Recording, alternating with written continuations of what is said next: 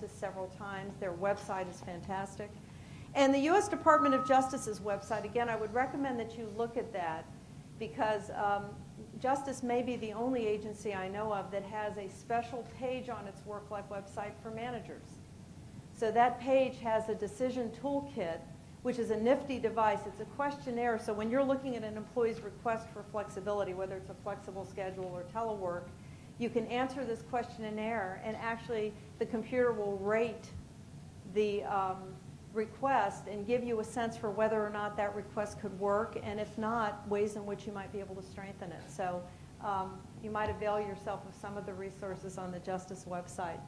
I wanted to conclude with a quote from Ronald Compton, who's the former CEO, the retired CEO of Aetna Life and Casualty. And the reason why I'm using this particular quote is I want to make the point to you that telework and other forms of flexibility are really here to stay. So we can choose to embrace it and go with it now, or we can wait and maybe miss the train when it's getting ready to leave the station. What would I say to a CEO who resists greater employee flexibility because of concerns about loss of accountability and productivity? I'd hope he was a competitor and I'd keep my mouth shut. Companies that don't believe in this are going to be trapped by it in the end. Thank you for your time, and I'll be glad to answer any questions you have after that. Everybody's still alive and well? Okay.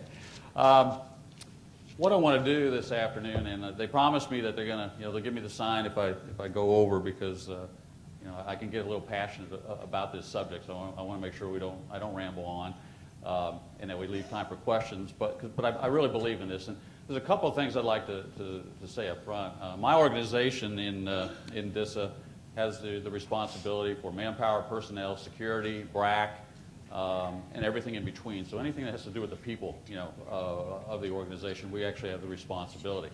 And two things: we don't have telework perfect yet, and it's not easy.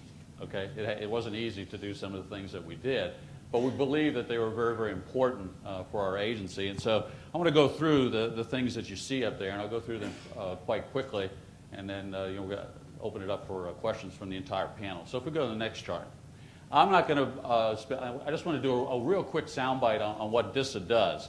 You can see who our customers are within the Department of Defense. We're the Defense Information Systems Agency, and our primary customers are the President, the Vice President, the Secretary of Defense, and then all the defense components within there. So we have some customers that we take pretty seriously for the Department of Defense. And if you go to the next chart, one of the things that we always try to grapple with within our organization is kind of putting in layman's terms, what do we really do for the Department of Defense? And we finally came up with what you see at the bottom. We are really the AT&T, the AOL, the Google, and the OnStar for the Department of Defense.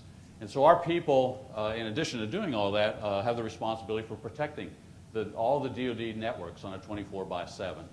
One of the reasons I mention that is, if we can do it with that kind of mission and the security of the networks being such a top priority, then I think there's a lot more room for other organizations to do it as well. This just shows you, and man, she's going to just run me through these. Next, they'll be flashing the lights, and I've only been up here for a minute, okay? We are located in 24 states, 7 countries. We're actually in 72 locations. We have 5,000 civilian employees, about 1,600 military, and yes, we do let the military personnel, active duty military personnel, telework, not all of them, but they are eligible for it. And then we have about another 8,000 contractors that work for us as well. So we go to the next chart. Now, something changed for us recently, and it's the BRAC, and I think you all have heard of the base realignment and closure. Now, that is going to change us as an agency very, very big time. They're going to move 4,000 employees to Fort Meade, Maryland. Now, it's a 26-mile change in commute. But for those of you, if you're all from this area, that's like going to a different country as far as, the commuting and distance in commuting is a huge factor for employees. And so if you heard me speak before, we assure employees that they don't have to get a passport to move to Maryland, and they don't have to get shots, so any kind of special shots to do that as well. But it is a big, big change for people. And so we also have 82% of our workforce is technical, so they have a lot of other opportunities. They're very, very marketable. Every single one of them has at least a secret clearance. Many of them have top secret SCI. So we have to do everything that we can to look to retain them for the future. On top of that, about 75% of our workforce right now in the National Capital Region anyway lives in Northern Virginia. So, what do we do in order to, if we go to the next chart, to look at ways that we can retain them?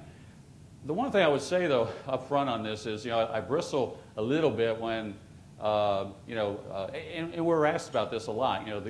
They say, well, the only reason you're doing telework is because of BRAC. And it really isn't. I think maybe that accelerated us and really made sure that we paid attention to implementing things a little bit quicker. But I firmly believe that we would have done all the things that we've done on telework regardless, because as both panel members have talked about, it is not just the wave of the future, it's the wave of now. If you really want to be, I think, a high-performing organization, you need to have telework as part of your strategy. Now, I tried, and I just added this to it to try to be witty, and it's probably not very witty, but that first one is telework is working, okay? And that has two meanings. Number one, it's working in our agency. It's working very well, but also it's working, okay? It's just working in a different location.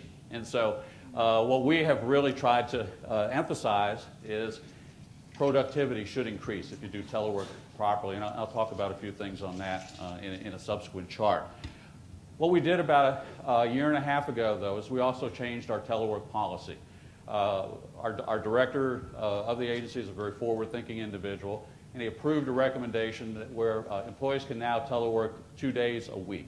And that increased from before that it was 1 day a pay period. So if you think of that now for our workforce, not everybody, but the ones that are approved, if they're on a compressed work schedule, 5 out of every 10 days in a pay period, they're at a different location or they're away from their normal location. That's a big change from what we did in the past. We really believe too that we'll take that 2 day per week limitation off in the future. That's just one step, and we're going to go to probably within the next year or so to where we leave it completely up to the directorate organizations. If they want to do it 3 days a week, or if they want to do it 4 days a week, we're going to leave it up to them. But when you're making that big of a cultural shift, I think it was a wise thing for us to start with just 2 days per week. But we also have a few pilots. We have one pilot in one organization that's allowing the workforce to telework 100% of the time, and that seems to be working quite well. But you have to watch this, and again, get back to the theme of teleworking is still working. I have an employee that has gone to me to some meetings, and he's really trying to help, but when I talk about teleworking, he'll tell the people, yeah, and he goes, with telework and the compressed work schedule, what I just said, you only have to work 5 days out of every 10 days, okay? Are y'all paying? Are y'all out there? Hey, okay, that's not that, it is. I guess that wasn't very good, Aaron. Okay, I'll take that out of my shtick for the next time. But it isn't about, that you're not working or that's a giveaway program. It's that you are working at a different location. Okay, next chart. So we've talked, I think, about some of the things, and both of the panel members before me talked about that, but we view it as a big recruitment and retention strategy. Again, regardless of whether we're doing BRAC, it's something that we need for our workforce. And you maybe are seeing this kind of dynamic, whereas before, a lot of times when you were negotiating with an individual, either to come to your agency or to stay with your agency, you talk about pay. It's always been about pay. We are seeing now where some of the negotiation has to do with telework. If you'll let me telework 2 days a week, I'll come to your organization. Or, I've gotten some other job offers with another organization. If you'll let me telework 2 days a week, I'll stay with your organization. So, it is a big part sometimes of the negotiation and our overall strategy for the future. I think everybody before me talked about all the good reasons for telework, and we embrace those as much as everybody else does. But again, we are trying to hone in on the idea that it will increase productivity if you do it the right way. Next chart.